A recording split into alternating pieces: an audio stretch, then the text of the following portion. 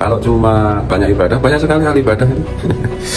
Di pulau seberang sana, oh, apa-apa ibadahnya tertib, rekornya tertib, tetap aja menjadi mukibelnya Habib yang 99% adalah ajaran Dajjal. Kalau tidak percaya Habib, walaupun alim, pimpinan pondok, ustadz, tuan guru, kiai, ulama, sekalipun mufti, kalau percaya Habib tidak mendapat rahmat Allah. Dajjal itu ya begitu, yang ikut Dajjal dikasih surga sama Dajjal. Nah, yang mendapat rahmat Allah begini teman-teman ya, dan berpotensi masuk surga. Bahkan di thumbnail YouTube-nya pun 99% Habib dan Mukibin ya, pengikutnya atau pecinta Habib itu masuk neraka. Nauzubillah min dzalik.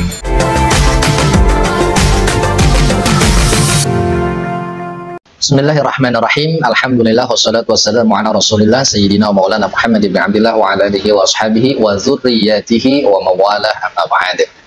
Teman-teman, di video ini kita akan mereaction atau menanggapi seorang artis ya, atau musisi kayaknya beliau ini, yang luar biasa sekali. Beliau menyampaikan satu narasi tentang agama, dan ini jelas sangat bahaya ya. Kalau kita mengacu pada apa yang disampaikan oleh Ustadz Nuruddin ketika berdebat dengan Guru Gembul ya, kita menanggapi orang-orang semacam ini bukan karena kualitasnya atau kompetensinya, tapi karena followernya di media sosial. Nah, ini paling tidak alasan kenapa Ustadz Nuruddin ini mau berdebat dengan Guru Gembul, karena dilihat dari followernya, pengikutnya. Karena mohon maaf ya, karena terkadang masyarakat kita ini mudah terpengaruh dengan hal-hal yang secara zohir atau sepintas itu ini masuk akal nih gitu. Oh, ini logis gitu teman-teman. Nah, oleh sebab itu kita tanggapi ya. Walaupun teman-teman ya, sebenarnya kita merasa bersyukur ya kalau bermusuhan ya dalam tanda petik ya dengan orang-orang semacam ini. Sebagaimana dalam pepatah bahasa Arab, aduun aqilun khairum min shadiqin jahilin. Lawan yang cerdas ya, atau musuh yang cerdas itu masih lebih baik daripada kawan yang bodoh. Jadi kita bersyukur punya lawan yang ya begitulah gitu ya. Kenapa? Karena lawan yang cerdas itu akan menumbuhkan semangat dalam diri kita untuk paling tidak ya bersaing, menyamai gitu dengan mereka. Jadi termotivasi kita untuk menjadi yang lebih baik lagi. Berbeda halnya ketika kita punya musuh yang mohon maaf gitu ya, awam gitu, bodoh, maka kita akan leha-leha saja, wong lawannya juga bodoh. Nah, gitu. Begitu juga sebaliknya, teman yang bodoh ya itu juga akan merusak kita sendiri gitu. Baik teman-teman, langsung aja kita simak ya video dari musisi ini teman-teman. Rasulullah bersabda, "Irhamu man fil ard yarhamukumullah wa man fis sama." Jadi beliau baca hadis dan salah juga bacanya, padahal ini hadis yang sangat sederhana. Ini termasuk hadis yang masyhur teman-teman. Itu santri setahun itu biasanya sudah hafal hadis ini karena termasuk hadis-hadis pendek gitu ya. Yaitu hadis yang diterima dari Ibnu Umar radhiyallahu anhu. Ar-rahimuna yarhamuhumur rahman, irhamu man fil ardi yarhamkum man fis sama. Itu yang benar ya teman-teman. Ini bacanya nggak tahu, mungkin ketemu atau asal dengar gitu ya. Namanya juga musisi lah, dimaklum ya teman-teman. Kalau salah sedikit-sedikit ya nggak masalah. Baik, kita lanjut. Sayangilah makhluk Allah yang di bumi, maka Allah bersama makhluknya yang di langit akan menyayangi, akan merahmati kalian. Makanya inti ajaran agama itu wa ma arsalnaka illa rahmatan lil alamin. Tidak aku utus engkau wahai Rasul kecuali untuk rahmat, untuk kasih, untuk sayang bagi semesta. Ini cocok dengan itu hadis tadi, bahwa tidak ada orang yang masuk surga karena ibadahnya, karena perbuatan baik. Jadi ini cocok dengan hadis yang memang beliau bacakan ya di awal terjemahannya, bahwa tidak ada yang masuk surga itu dengan amal ibadahnya, melainkan yang masuk surga itu karena memang semata-mata rahmat Allah Subhanahu wa taala. Ini harus digarisbawahi teman-teman ya. Ini hadis hakikat. Jadi tidak bisa kita sampaikan secara letterlek gitu ya, bahwa hadis ini adalah hadis yang harus kita pegang di dalam kehidupan sehari-hari. Kenapa? Nanti kita akan malah menganggap atau meyakini ya ngapain ibadah, wong bukan ibadah juga kok yang membuat kita masuk surga, kan begitu. Kalaupun mabok dapat rahmat Allah ya bisa masuk surga, walaupun jahat kalau dapat rahmat Allah ya masuk surga. Begitu juga sebaliknya, nah, walaupun rajin ibadah nggak dapat rahmat Allah ya masuk neraka. Jadi sangat bahaya karena ini ayat karena ini ayat hakikat ya teman-teman. Ini kan konteksnya sekarang dengan misalnya fenomena korbannya kiai, orang pintar, ulama tidak sedikit, atau ahli ibadah, tukang wirid, macam-macam bisa dibudaya oleh kepalsuan nasab Habib baru. Jadi larinya ke situ ya.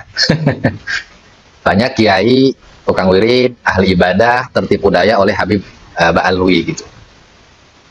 Jadi mungkin akan mengarah pada orang yang percaya Habib itu tidak mendapat rahmat Allah, kayaknya ke situ ya. Coba kita simak. Ini kan sama dengan hadis tadi. Oh kan? Orang yang tidak mempan disihir dengan nasab palsunya Habib Alwi itu ya semata-mata bukan karena ilmunya, bukan karena ibadahnya, miliknya dan lain-lain, tapi karena rahmat Allah. Jadi orang yang tidak percaya Habib, yang tidak tertipu oleh Habib, itu bukan karena ilmunya, bukan karena amalnya, tapi semata-mata itu adalah rahmat Allah. Jadi orang yang tidak percaya Habib adalah orang yang mendapat rahmat Allah Subhanahu wa Ta'ala. Luar biasa Bapak ini ya. Bapak siapa nih? Bapak Pak dia kalau nggak salah. Allah menjaga, kasih Allah, rasa sayang Allah menjaga orang itu dari terpedaya oleh nasab palsu Habib Ba'lawi, oleh ajaran-ajaran Habib Ba'lawi yang rasis, yang merusak Islam, yang merusak ajaran Rasulullah, yang membuat citra buruk tentang Islam, tentang Rasulullah. Ajaran Habib Ba'lawi yang rasis perasaan mereka, justru yang rasis ya, sampai bawa-bawa negara orang gitu loh, dan negara-negara Yaman. Di satu sisi mereka menganggap bahwa jangankan Habib, mereka ini terkonfirmasi melalui tes DNA bukan bangsa Arab, tapi kok yang dicaci maki Yaman gitu. Jadi bingung apa Yaman ini ada di Eropa gitu ya, apa di mana ya? Bapak ini, musisi ini mengaku beliau mendapat rahmat Allah sehingga dia tidak tertipu daya oleh sihir daripada Habib Ba'lawi, katanya kan begitu. Kita ceknya seperti apa orang yang mendapat rahmat Allah ini, dan ternyata orang yang mendapat rahmat Allah itu seperti ini ya teman-teman. Silakan disimak baik-baik. Mana ini? Nah, yang mendapat rahmat Allah begini teman-teman ya, dan berpotensi masuk surga.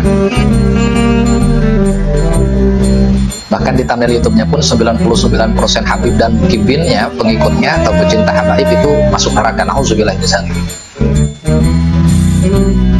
Jadi yang begini yang masuk surga teman.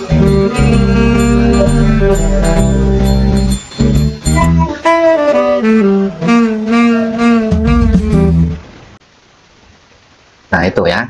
Jadi yang masuk surga tuh yang demikian gitu ya, yang seperti barusan yang buka aurat laki-laki perempuan sampai bergandengan tangan, kemudian goncer-goncerkan dan sebagainya. Nah, itu yang masuk surga. Sementara pencinta habaib yang di majelis ta'lim senantiasa mendidik masyarakat, mendidik santri, itu semuanya tidak mendapat rahmat Allah karena masih percaya tipu daya daripada Habib Ba'lawi.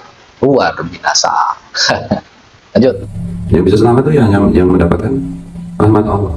Nah, yang mendapatkan rahmat Allah itu gimana caranya? Agar Allah banyak memberi rahmat, yang menyayangi makhluk Allah yang di bumi.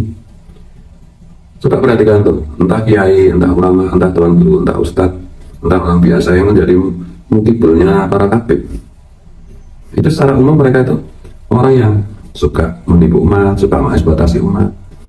Kiai, tuan guru, ustadz, guru ngaji yang percaya Habib Ba'lawi itu orang yang menipu umat, mengeksploitasi umat. Padahal di situ luar biasa sekali. Cobalah kita hitunglah dulu teman-teman ya.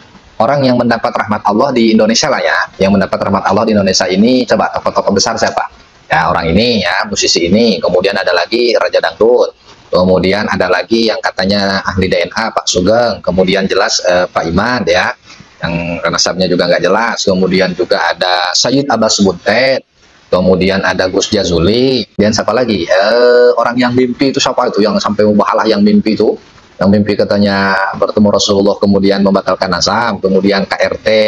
Siapalah itu ya, nggak paham saya. Kemudian tuh bagus siapa? Mogi. Siapa lagi? Dari kalangan kiainya yang alim ya Kiai Marzuki Mustamar, Kiai Muharram Butori. Kemudian yang paling fenomenal ya Al-Alim, Al-Allamah, Al-Fadil, Al-Syekh, Mama Gufron Al-Bantani. Nah, ini orang-orang yang mendapat rahmat Allah. Coba hitung, sampai nggak 20? Kalau 10, kayaknya nggak sampai gitu, kayaknya ya. Jadi yang lainnya itu semuanya nggak dapat rahmat Allah. Dan mereka itu penipu umat. Ya, mereka itu penipu umat, mereka hobinya mengeksploitasi umat, mengambil keuntungan dari umat. Inna lillahi wa inna ilaihi raji'un. Suka memperdaya umat, kita menjadikan umat hanya sebagai sasaran untuk menumpuk kekayaan dengan pasang iklan di YouTube. Untuk ini akan membangun ini, menerima sotakal jariah dan lain-lain. Kalau cuma pintar, kalau cuma banyak orang pintar yang tetap menjadi mukibel. Kalau cuma banyak ibadah, banyak sekali ibadah.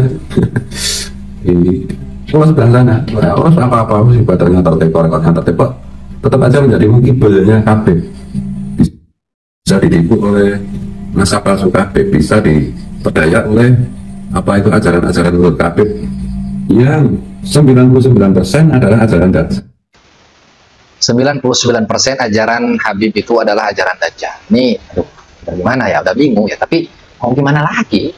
Kalau yang ngomongnya ini ustadz, yang ngomongnya ini kiai, ya mungkin kita akan mengerutkan dahi. Tapi yang ngomongnya musisi, ya memang harus dimaklum gitu teman-teman. Dan ini sangat bahaya teman-teman. Coba perhatikan, hal yang sifatnya itu berupa hal yang abstrak, yang tidak ada yang tahu. Siapa orang yang mendapat rahmat Allah itu nggak ada yang tahu. Ya, karena kita semua tidak ada yang tahu siapa yang akan masuk surga, siapa yang akan masuk neraka. Nggak ada yang tahu sampai detik ini. Mau dia ahli maksiat, mau dia ahli ibadah, nggak ada yang. Nah, sekarang masalah hakikat ditarik ke masalah sosial, masalah masyarakat sekarang. Ini kan ngawur nanti teman-teman. Nah, akan berdampak orang-orang yang jahat kalau tidak percaya Habib akan merasa mendapat rahmat Allah. Walaupun dia pemabuk, penjudi, gitu ya. Kemudian juga, auzubillah min dzalik, ya pokoknya orang-orang yang jahat. Kalau dia tidak percaya Habib, dialah yang mendapat rahmat Allah. Kalau tidak percaya Habib, walaupun alim, pimpinan pondok, ustadz, tuan guru, kiai, ulama sekalipun, mufti, kalau percaya Habib tidak mendapat rahmat Allah. Ini ajaran dari mana? Ya, kok ada yang begitu? Eksploitatif, rasis, membeda-bedakan manusia berdasarkan ras, berdasarkan ini. Sudah ada bukti tes DNA dan lain-lain, sudah jelas-jelas palsu. Kok ya tetap saja masih ada yang percaya, dan kalau orang mungkin masih agak wajar. Ada kiai, ada ulama, ada tuan guru, ada ahli ibadah, kok ya tetap masih banyak. Gitu. Kalau orang awam masih wajar percaya Habib, tapi kok ada katanya alim, kemudian kiai, ahli ibadah, ahli wirid, ya, ahli thariqah itu yang percaya Habib. Bukan ada, banyak Pak. Justru yang harusnya itu kata-kata dari kami yang percaya Habib. Nah, kok ada segelintir orang yang mempermasalahkan nasab Habib, gitu kan, dengan tesis bodong. Ini harusnya dari kita yang ngomong begini gitu ya. Coba hitung Pak. Ya, gerombolan Bapak ini ada berapa ratus orang, berapa ribu orang sih Pak?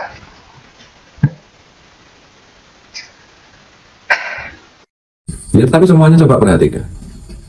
Ya, karena mereka rata-rata yang menjadi mukhibul dayat itu ya memang orang yang tidak punya cukup rasa sayang dan cinta kepada sesama makhluk Allah gitu. Kalau punya cukup, kalau secara relatif itu cukup menyayangi sesama makhluk Allah, ya perhatikan saja dulu mereka menjadi mukhibul. Nah, sekarang mereka apa itu antipati kepada para Habib Pahlawi dan ajarannya yang merusak Islam, yang bertentangan dengan Pancasila dan Bhinneka Tunggal Ika itu. Kalau saya dulu kan juga bisa bahkan dapat sebutan Presiden Muhyiddin kan. Ini bagaimana melihat fakta ini ya, karena hidup saya itu selalu saya bermujahadah, bersungguh-sungguh untuk apa itu berusaha mengasihi, mencintai sesama makhluk Tuhan. Ya alhamdulillah saya bisa menerima ini.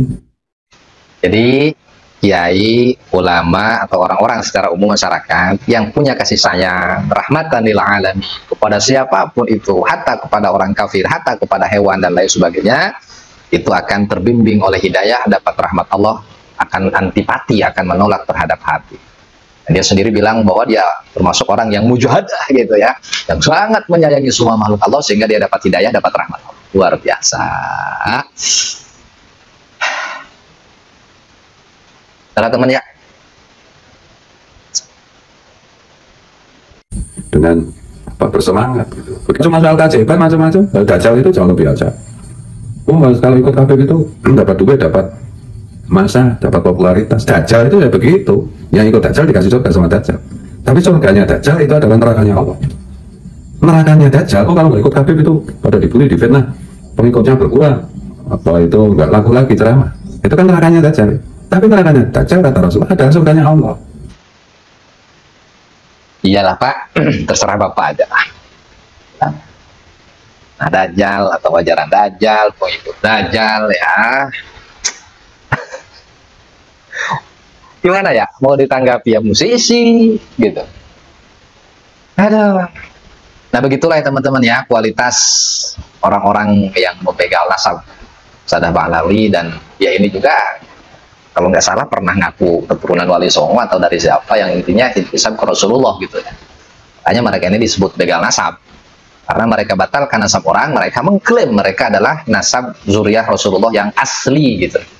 Ya Iman mengaku keturunan daripada Sultan Hasanuddin Banten. Kita tahu Sultan Hasanuddin Banten itu terverifikasi Beliau adalah zuriyah Rasul. Jadi kan secara tidak langsung dia mengaku sebagai zuriyah Rasul. Jadi Sayyid atau Habib Imaduddin bin, nggak tahu saya ya, takut salah. Gitu. Kemudian juga siapa lagi itu? Sayyid Abbas Buntet juga demikian.